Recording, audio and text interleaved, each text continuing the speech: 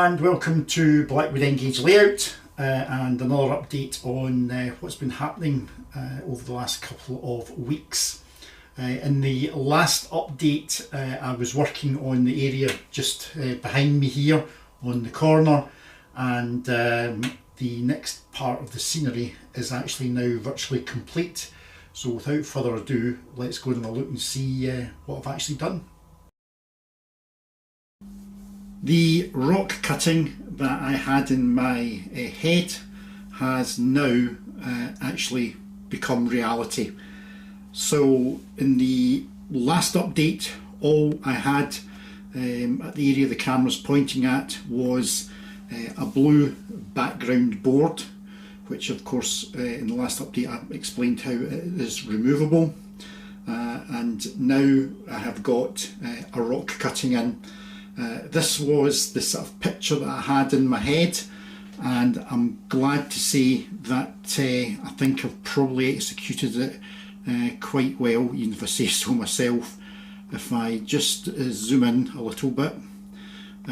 First of all, the background, I have actually managed to find a suitable background which has replaced the blue board, which comes right the way around to the edge there, and I think I've blended that in pretty well. Then have got the rock face, which is simply made from Woodland Scenic's rock moulds, cast and then glued to the baseboard, and then all the intervening joins have been filled with hydrocol plaster, and then it's simply been painted quite a number of times. So there is a main rock face running along the front of where the back scene is, and I have also built a slither of rock between the main running lines and the lines that run into Blackwood Station.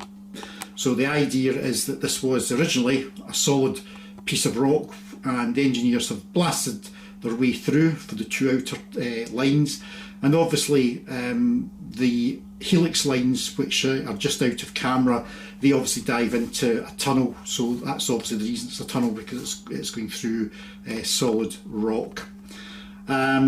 So this has taken me probably around 3 to 4 weeks to actually just build this one small section of scenery. So looking at the rock face from this side, the other side of the road bridge, you can see the start of the rock face that was done obviously when I was building the entrance to the helix. So that rock face just simply carries on, and it comes right the way round. So it's right round this curved track all the way back to the junction. It just ends just as we approach the actual junction. So if I just come back, and if I try to maybe zoom in a little bit so we can just see some of the detail. So again, little cameo scene there, some of the workmen in at the signal.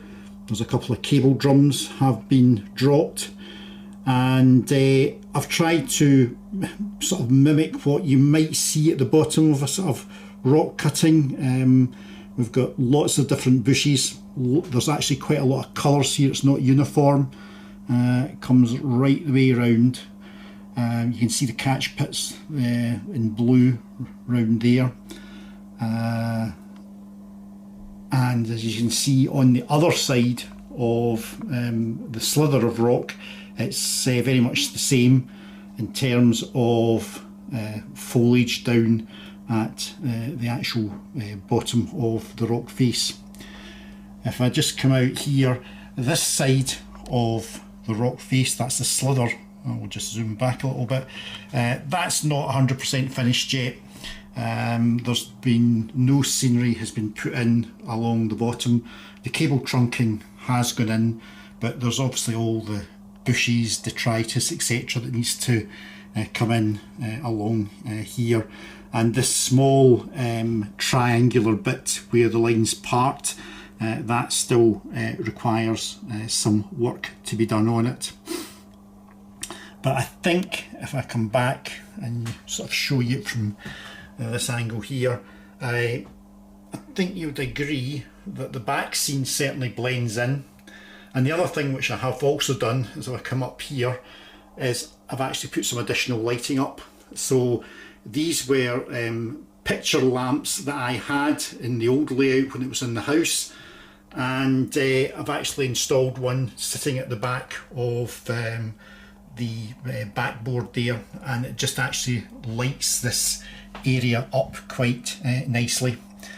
If I just come round here, I've used up a huge amount of stuff that was removed from this part of the layout when I obviously started to destruct it. I've actually run out of large trees. I've got none, they've all been used, but the stone walling, I've been able to reuse that, and obviously similarly all the old fencing which I kept has all been able to be reused. And of course the back scene is still removable. I'll pick it up, you can see it comes out without any problem at all. So it means that if I want to, and I want to film from this side pointing the opposite direction, I may in actual fact just make a small camera platform, and what I can do is remove this back scene and sit the camera on it, and it can record. So that is roughly 4 to 5 weeks of work. It's kind of back-breaking work because I'm having to lean over. Although I can reach everything without too much ease, it is back-breaking work, so you can only spend an hour or so and then you need to take a break. But hopefully you'll agree that this bit of scenery is at least the same standard of the scenery that I have on other parts of the layout. Now turning to the 3-aspect signal, that has now been rewired back into the layout. So it's fully automatic, and as the class 37 is about to demonstrate, when it passes the signal, it will automatically trip it to red, as it has just done there. The signal will then obviously go through back to yellow, then back to green. The signal is fully automatic in that it is linked to 3 sets of points past the junction. So when the junction is set against the signal will automatically display red, and when the diverging route is shown or selected, then the signal will show a single yellow, and we'll have the route indicator lit. At the same time, the signal is linked to the signal which is before this, which is further round in the layout, and when the signal sits on red, the previous signal will automatically show a yellow aspect.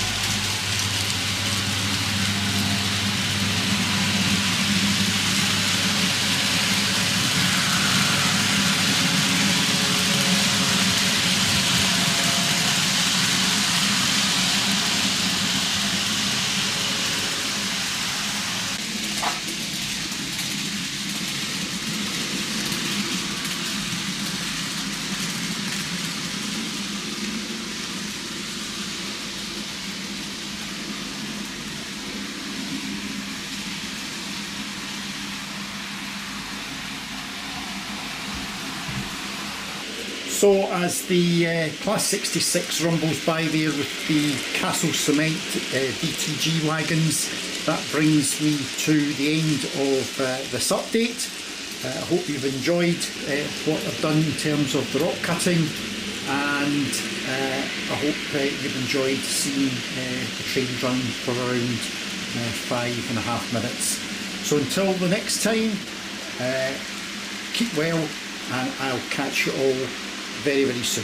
Thanks for watching. Bye.